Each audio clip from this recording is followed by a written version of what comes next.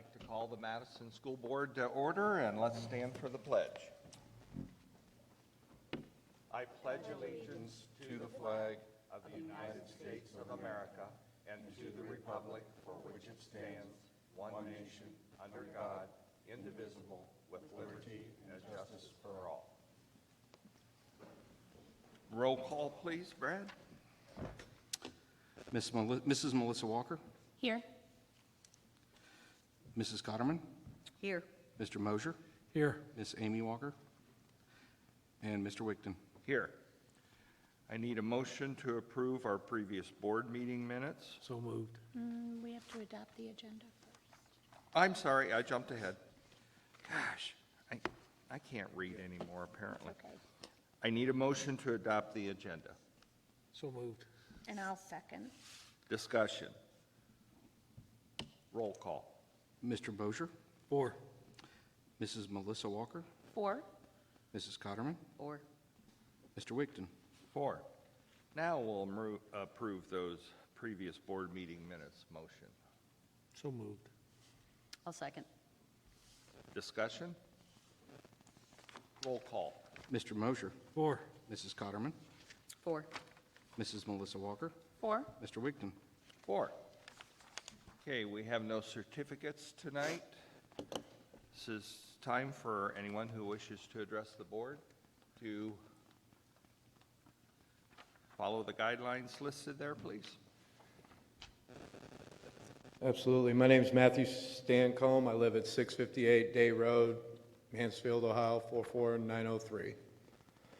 I asked last time I was here, I'm back again, about getting the policies of the school written down, the board members' stances on the transgender issues in the school added to the agenda. And I was told that that's done in a special work session, that we don't do it here, that it's not on the agenda. But then I didn't get any follow-up. That was a month ago. I spoke with the superintendent, and we agree that we'd like for you to put into writing what your concerns are, and then we will address those. Okay, can I ask, when was that follow-up going to be conducted with me? I never got an email. I never got a phone call.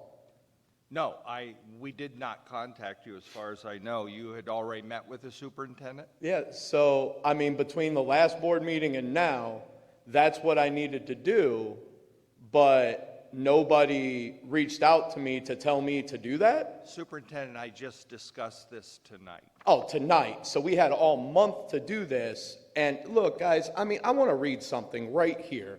Our beliefs and values. It says we value relationships and connections. That's of the overall school system, correct? That's our, what is it, 6, 7 main beliefs? So how is putting off a parent for this long with these concerns, building relationships? Your concerns have been addressed once already, so When? anything that, when you met with Mr. So a lot of our conversation, and correct me if I'm wrong, a lot of the conversation that we had, a lot of the answers that I got in that meeting was, that's a question I'm going to have to ask legal. But that doesn't, yeah, I don't, No, I don't- understand I don't that you agree may with not that. like You, the you answer. don't agree with that? Because I know quite a few of the questions that I asked, especially regarding my son on whether or not that he would be considered a bully for not using pronouns.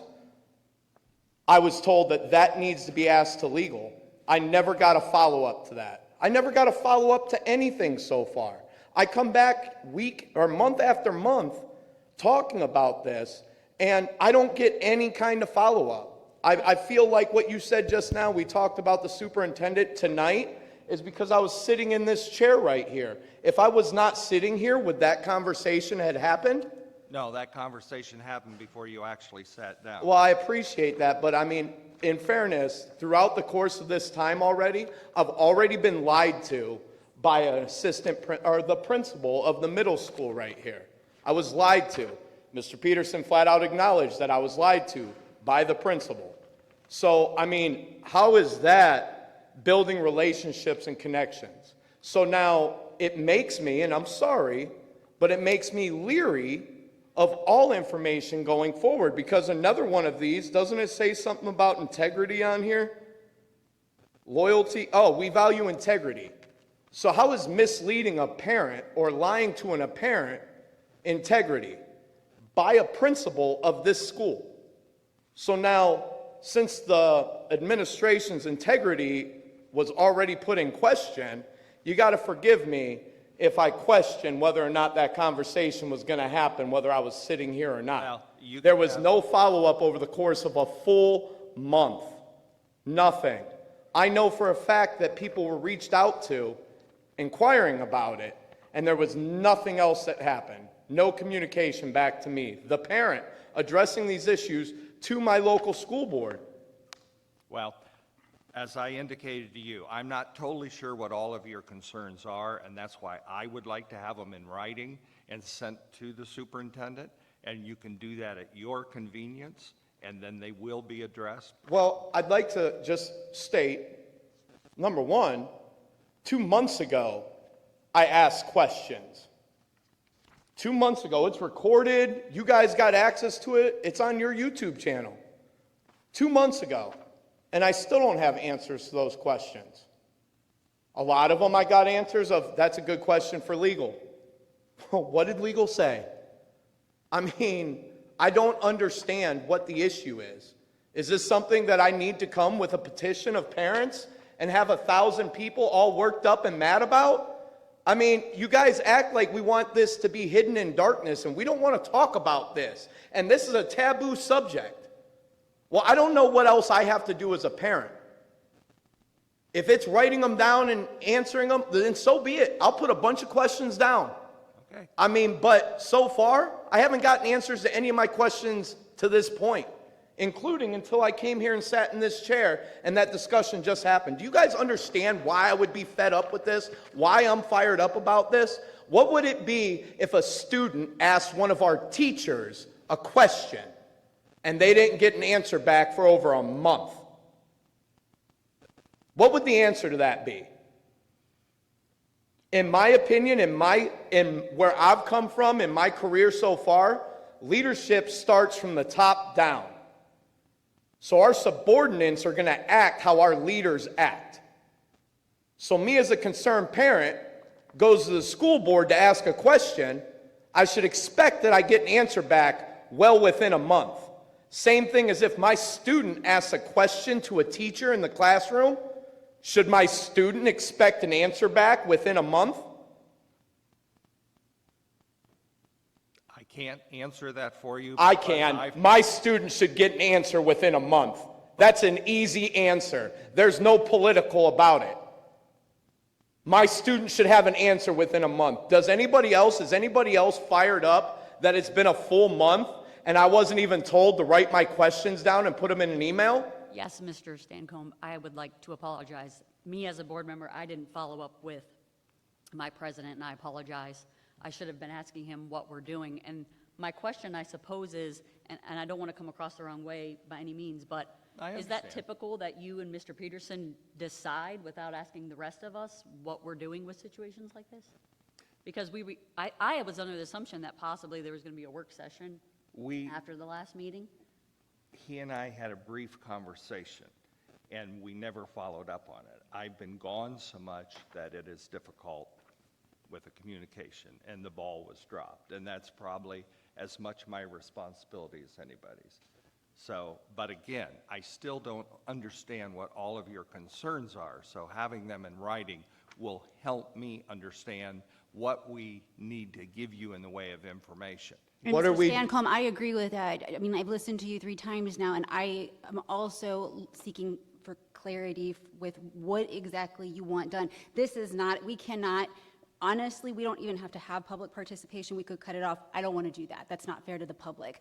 But we can't keep, I don't understand, this is the 3rd time, and I don't really understand. And so rather than put it in writing for all 5 of us, you can email all 5 of us at the same time, CC Mr. Peterson, and exactly what your concerns are, black and white, let us all know. So for the 3rd time, I'm going to tell you right now, and I'll email it. My concerns are discrimination against students within Madison School District. And in what manner? Discrimination can come in many different ways. You're right, and that's what my concern is that discrimination. We got Furbies running around wearing ears and tails, but we got students that can't wear ball caps or gang rags. Okay, Those are concerns, that's discrimination. So I could go through and I could try and think of 6,000 ways that our students are being discriminated against, and I could try to list all of them in an email, or we could have a work session and we could talk about this and we could work through this, If someone and we could says- have our attorney there, so we don't have to say, hey, we'll have to get to legal and get back to you. We Why have don't we a- just do it all at once? Mr. Lancome, we have a process for discrimination, okay? And if somebody is being discriminated against, there's a report that needs to be filed. That's the route that needs to be taken. So if you have clear evidence that somebody in this district is being discriminated against, there are reports directly on our website that you need to go and you need to file. You know what reports aren't directly on the website? Our policies to protect our students for situations, like I said, with this pronoun usage. There's no information on your website that regards our policies. There's no information on there that puts it in firm writing what the consequences to a teacher is going to be who represents the administration, what their reprimand is going to be for inquiring about that from our students, what the reprimand is going to be for bringing that belief system into the school as a representation and an arm of the school board up here. There's none of that on there. Okay, so if you're recommending an amendment to policy or if you're recommending new policy, again, that has to come from the superintendent. And what you would like to see, you need to put it in writing to the superintendent of what you want to see policy read. So I've already said that multiple times up here, and I was told that we could do a workshop, that's where these issues are handled, because there's more to just 6 things in an email. So I was told those situations are typically handled in a workshop. That's what we said last month. Before we can actually hold a work session, we have to actually put it in writing to the community what the work session entails. So that So would just be discrimination against our students, and we could put it out there. Specific. And You have- what's more specific than that? Well, if We're you're talking concerned about about with- discrimination. If you're talking about with pronoun usage and whatnot. It's not just non-binary. pronoun usage. Like I said, it's with the ears, the tail, the baseball hats, the gang rags. I mean, there's a million different ways that discrimination is happening, with the pronoun usage being accepted and allowed in the classroom, but prayer's not allowed in the classroom or on the field. That's discrimination. How many of these situations would you like listed? And how specific does it need to be able to have a work session to cover the general basis of all of those discriminations? Sir, if you're talking about discrimination, there's not going to be a work session. There's going to be an attorney involved, and there are going to be reports filed. So I'm not sure if you're talking about new policy being created, an amendment to policy, or if you're talking about discrimination, but I've heard 3 different things. So I would like for some clarity on your part. I'm not dismissing what you're saying. I am still unclear as to what you want. If there is a discriminatory case that is taking place in our district, a report needs to be filed now. Okay, so let me tell you right now, there's a discriminatory case in this district right now. The second these students are allowed to wear ears and tails in the classroom, and my students not allowed to wear a baseball hat into the classroom, that's discrimination. Then you need to file a report, and it needs to go to Okay, legal. so how do I file the report? You need to go to the website. The process is right on our school website if you feel that your child is being discriminated against. Okay, absolutely. So now, again, is that where we go to subject it for policy changes? You need to go, the superintendent recommends policy change to our board. So if you would like to see different policy in place for our district, that's where that starts. You need to have a discussion on the policy change. If it's an amendment, because we already have discriminatory policy. So if you'd like to see an amendment to the policy, you need to pull up the policy, take it to our superintendent, show him what you would like to see changed. He brings it to us. Okay, so I already had a meeting with you, and we already discussed the policies that I have concerns about teachers, the reprimand, what the follow-up is with it, if they're able to reoffend year after year, and I haven't heard anything back. So is that something that we're getting ready to take to the board because I already addressed those issues with you? Or is that something that needs to be submitted in writing to you so we could take it directly to the board that way? What policy are you recommending be amended? Let me respond to that. I believe what we are doing and what we have in place are appropriate and follow the law. And I don't think any changes need to be made at this time. So I already came to you, and you're saying you don't want to do any policy changes. So now my question's back to you, Miss Amy, is what's the next step then? If the superintendent doesn't want to see policy changes happen, what's my next step? what is your next step? I would want to know personally what policy you disagree with him on, or what part of our policy you disagree with him on. If you would like to see new what language would you like to see in that new policy? So That's what I would like to very see. specifically, I asked about teachers who would year after year ask students what their pronoun usage are. He said that there was a disciplinary action that would take place, and that my follow-up was, does that fall off after a year? Does it get more severe? How do we make sure that this doesn't happen time and time again? That's a building issue. And I That's not a responded to policy. you saying that the disciplinary progression, that would stay in the file for that employee for at least 3 years. But I don't see anywhere in the policy where that's written. I don't see any policies on the board where There's that not going to says be that. everything in policy that you could possibly have. Policy is, I mean, there's billions of things that could be in policy. You can't put everything in policy. Gentlemen, can we, I'd like to make a point of order. We had 3 minutes to have the conversation. We way over that. We got other business.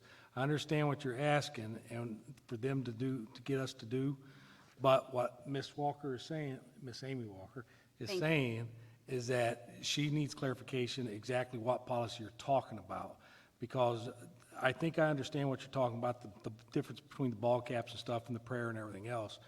But that's the stuff that would be in writing, would be helpful to us, so we could do talking amongst ourselves and get something done, because from each meeting to each meeting, I'm getting a little confused about everything that you're talking about. If it's an act of discrimination, first time I ever heard about a principal lying, but if there's an act of discrimination that was done, it helps to describe what that discrimination was, so we can rule on it or not rule on it, but bring it to attention. But I mean, that's, what I'm saying? Okay. that's specifically every student that's told they can't wear a ball cap through that front door, and every student that walks around with a set of ears on their head. The students that don't have ball caps on, or were asked to remove them, are being discriminated against. Okay, So- we have shared with you what we need for you to do, which is put your concerns in writing.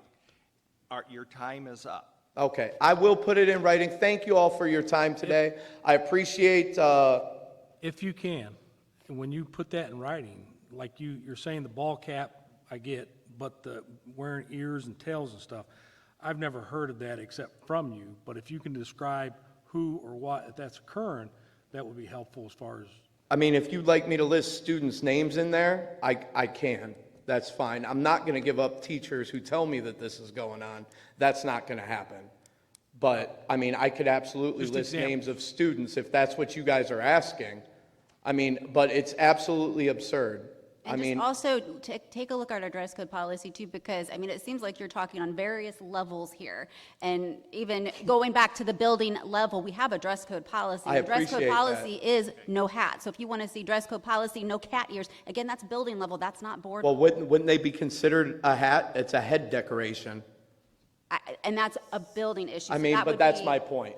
That's We don't my even, point. we don't set, as a board, we don't set the building rules. That comes from the administration. So if it's this building rule, no hats, and you want to see no ears on that because you feel it's not right, that needs to be taken to the principal, and you need to talk about it there as well. But then I have a principal that's lying to me about what's happening in their school. So do you understand my concern about bringing things to the principal? I mean, the integrity is already questioned, and building relations has been violated. I mean, these are two basic beliefs from the Madison school system that I was told up here that the whole system values. We've already covered this. Yeah, so well, we I'm need just to move reiterating the point. That's our 7 basic beliefs, and the school board let me down on one of them. Thank you.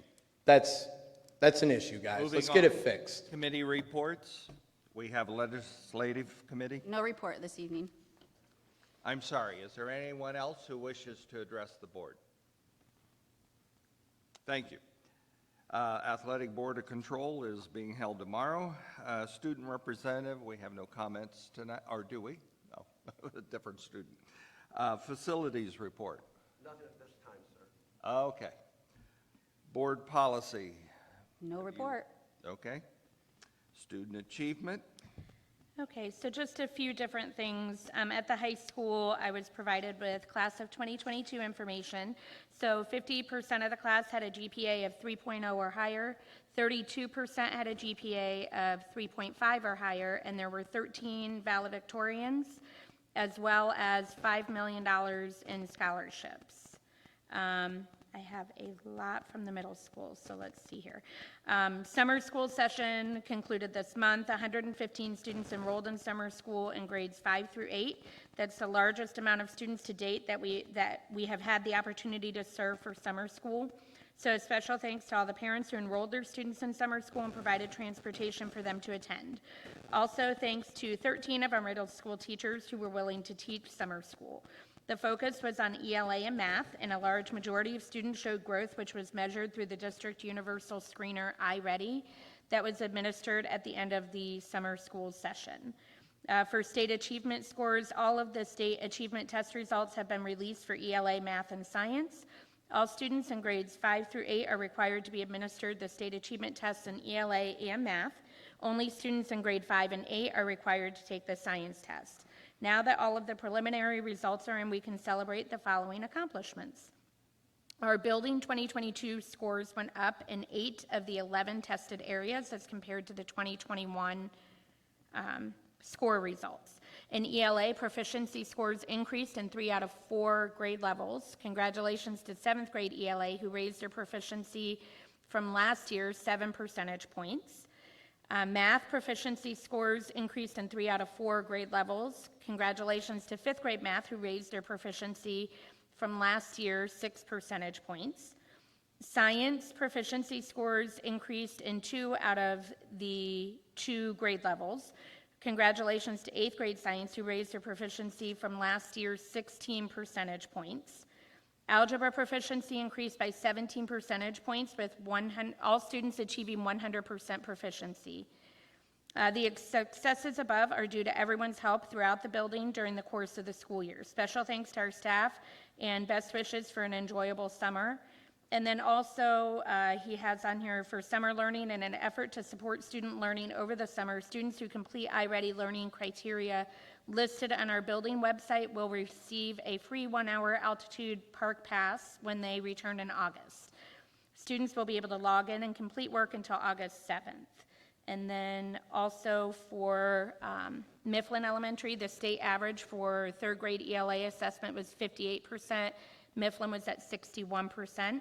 The state average for 4th grade ELA assessment was 63%. Mifflin was at 86%.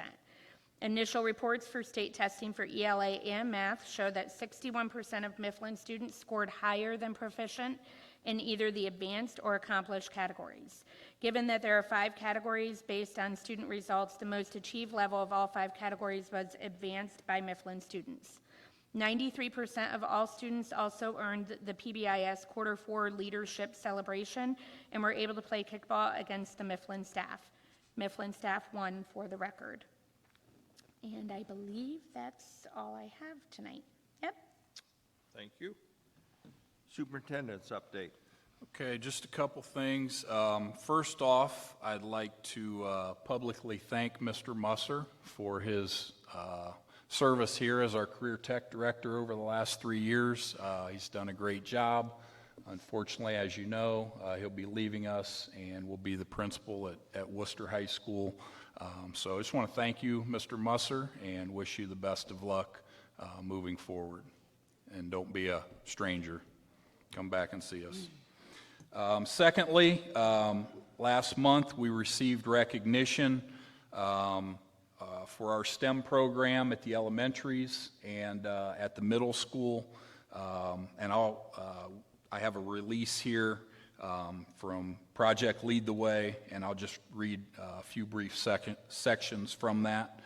Eastview Elementary, Madison South Elementary, Mifflin Elementary, and Madison Middle School announced that they have been recognized as a 2021-22 Project Lead the Way Distinguished Schools. They are one of just 282 schools across the United States to receive that honor.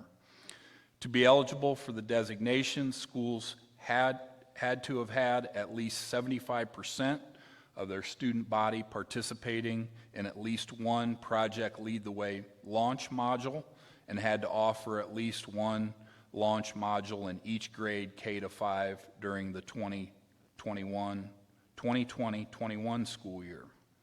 Studies show that students decide as early as elementary school whether they like and think they are good at math and science, whether designing a car safety belt or building digital animations based on their own short stories.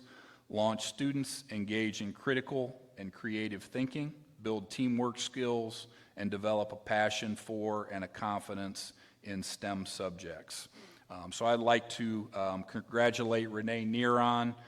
She kind of, along with our principals, heads up our Project Lead the Way communication with Project Lead the Way, and then also recognize and thank our teachers, our STEM teachers, who do a great job with the students in our STEM program. And then lastly, just kind of an update of where we're at. We're wrapping up what was a very successful school year and planning for the fall and another school year. We're currently planning academically and curriculum. Renee's very busy with that. A lot of hiring happening this late spring and this summer. Financial planning and budgeting, cleaning up our buildings inside and out. And one thing that I do want to bring to your attention, we're thoroughly reviewing our safety and security of our buildings after the school shooting last month in Texas. And just to give you an example, we're really going through everything, but just to give you an example of one change that we've already made, we are moving the kindergarten students. We have 3 classrooms of kindergarten students at Mifflin out in the annex. We're moving them into the building next year. And we have the room available. We've made some adjustments on some rooms. And for as long as we can keep all the students in the building, we're going to do that.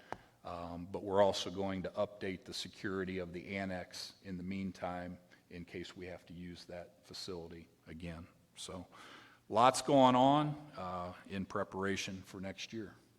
Thank you. Thank you. Next is our presentation by Mr. Barr.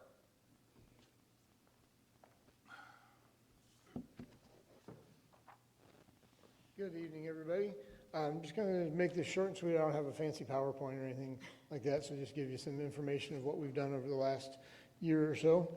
At the high school, we did a network upgrade, where we replaced all of the switches, all the core devices that connect us to NCOCC, so we're up to date on that. And we've also done the same thing in this building, because when it was built, 8 years ago, 9 years ago, I've lost track, that equipment was put in there, and we just replaced it now, so we were able to get that done. We also, the TVs around here, I tried to find a remote control to turn the TVs on.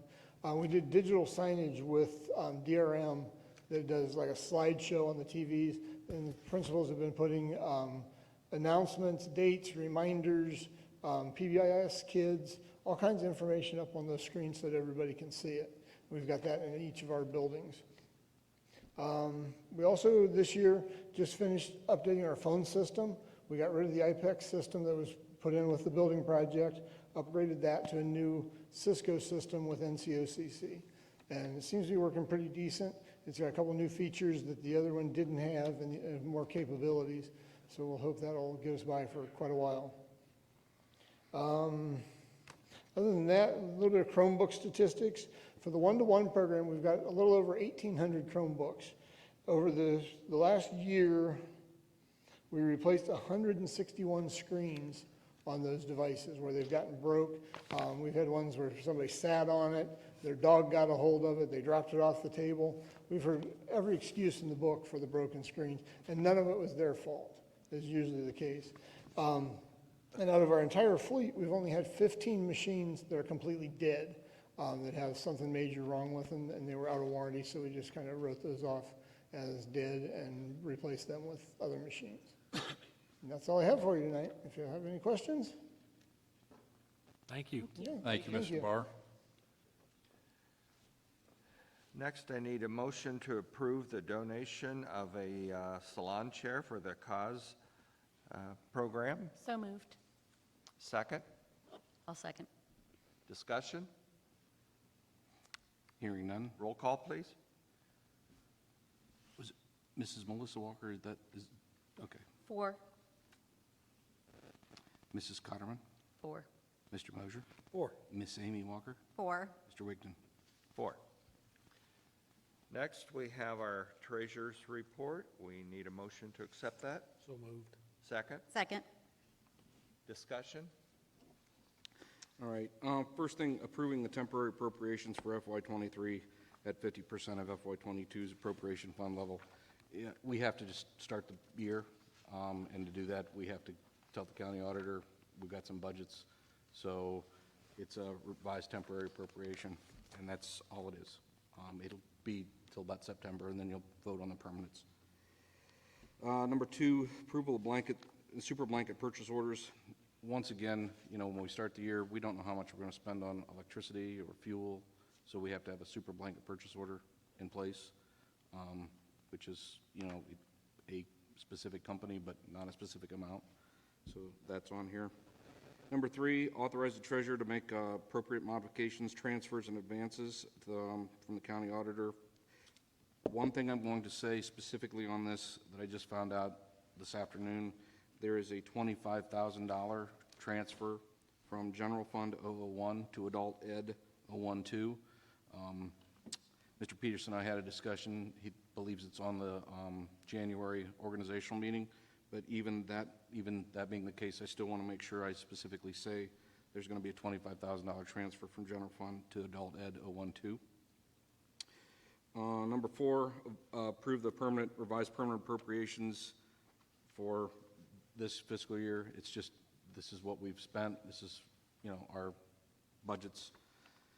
Number 5, the resolution approving the U.S. Bank as a successor for the bond register. I'm not going to read that whole thing, but basically I'll just tell you what happened.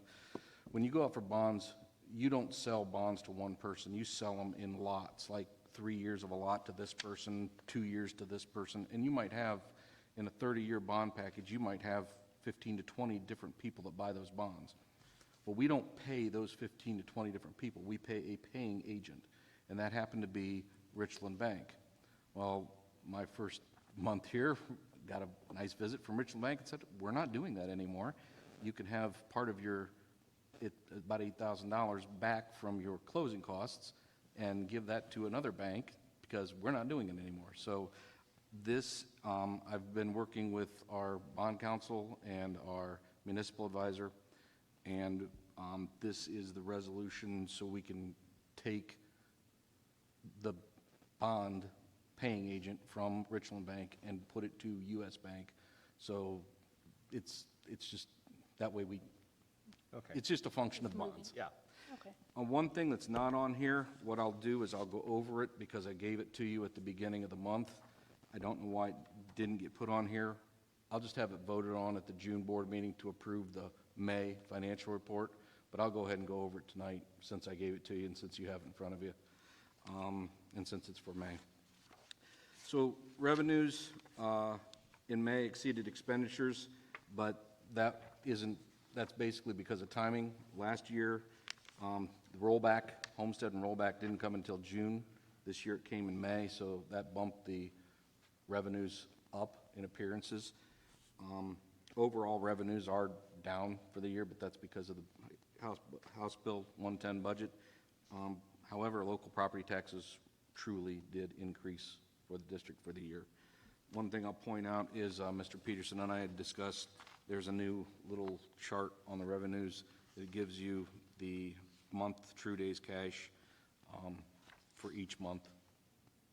So, and it gives you the bar graph of FY 2020 and 2020, 21, and 22 expenditure, general fund balance with the actual amount for this fiscal year's general fund balance, because that was something he said he wanted to see.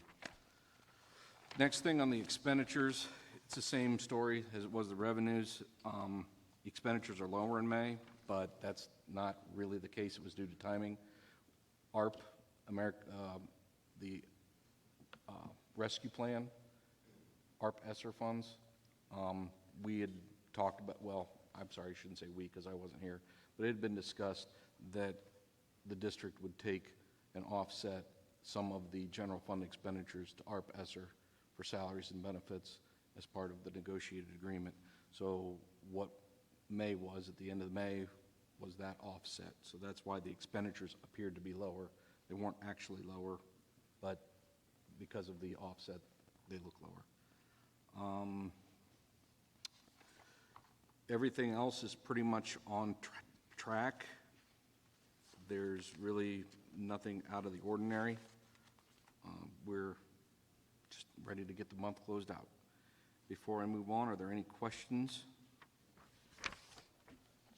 Okay, Okay? Thank you. hearing none. Roll call? And I need to change, who first did that? Because Mr. Wigton didn't first do it. It was Mr. Mosher, wasn't it? Okay, Mr. Mosher? 4. Mrs. Cotterman? 4. Mrs. Melissa Walker? 4. Miss Amy Walker? 4. Mr. Wigton? 4. Okay, that takes us to our strategic plan. Financial responsibility. Okay, so Mr. Stevens and I co-chair this action plan team, and so he has joined our team, and I'll be sharing our strategies and action steps with you. But he did play a part in our last meeting as we made some adjustments in this from this past school year to preparing for next school year. So our strategies are not changing. Again, we're talking about financial responsibility, and so that first strategy, the focus is on transparency of spending. And if you look at the action steps there, I'll just walk down through them with you. Won't go through this whole chart, but the first action step is to closely monitor the district general fund to maintain a minimum reserve of 60 days. And as Mr. Stevens' report shows, that's going to be very difficult to do moving forward if we don't get some additional revenues. Number 2 is seek cost-saving measures on expenditures. One of the things that we are going to be employing this year is looking at our expenditures and looking at multiple vendors to try and cut some costs where we can. You can see under resources needed, vendor-friendly purchasing processes and payment methods. So I think Mr. Stevens will help us employ some purchasing processes and payment methods that might make that easier, that we might have access to some more vendors. The third action step is to maintain a level of staffing that meets the needs of all students as well as student enrollment. And we feel that that's vital. We don't want to have to make cuts any further than we already have. So obviously we're going to have to increase revenue. So we want to maintain the level of staffing at least where we have it, and hopefully in the future be able to increase that. Number 4, just continue to focus on spending on classroom instruction. The numbers that you see there were from last year's report card. We don't have updated numbers yet from this year. So when we get those numbers, they'll be added to this strategy. And then number 5 is to make the 5-year forecast and other district financial reports available on the district website. And I know Mr. Stevens is probably Mr. Barr are working on getting that, and we should have that on there no later than next month. And then we'll just flip to the next strategy, just kind of skip over the back page of that and go to the next strategy, which is assuring that revenue sources basically allow for us to do the things that we need to do as a school district at the level that we need to do it.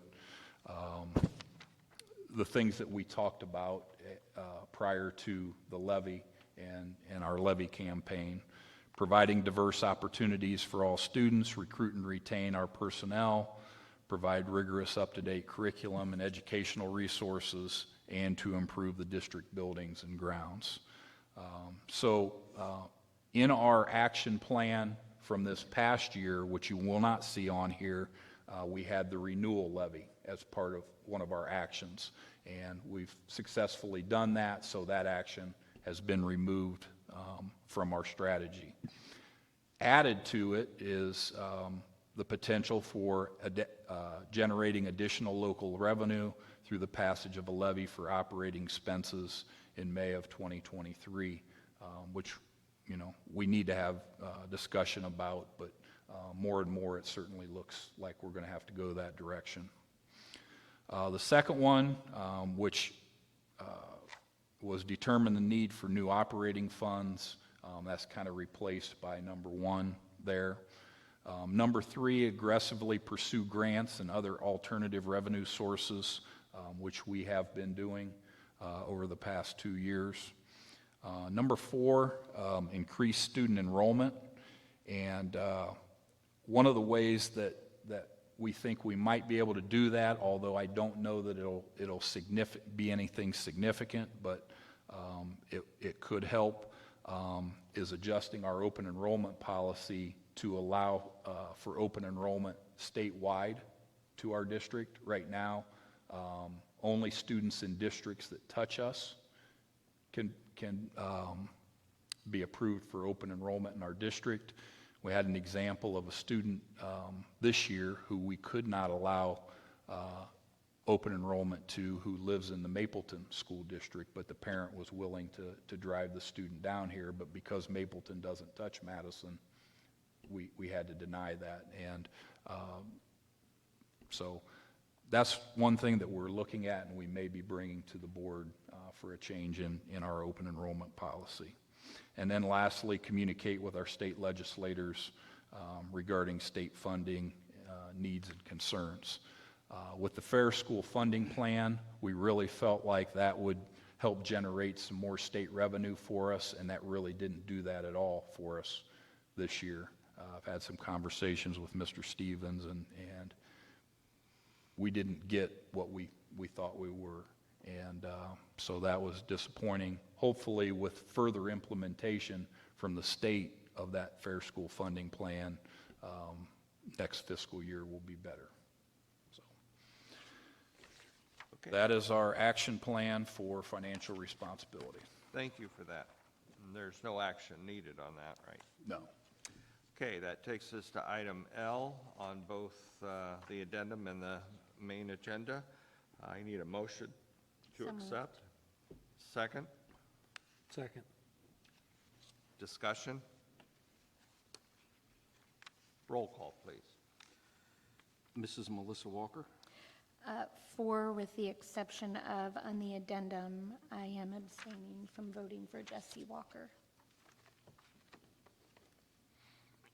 Mr. Mosher? 4. Mrs. Cotterman? 4. Miss Amy Walker? 4. Mr. Wigton? 4, with the exception of Andrew Wigton on the extended day.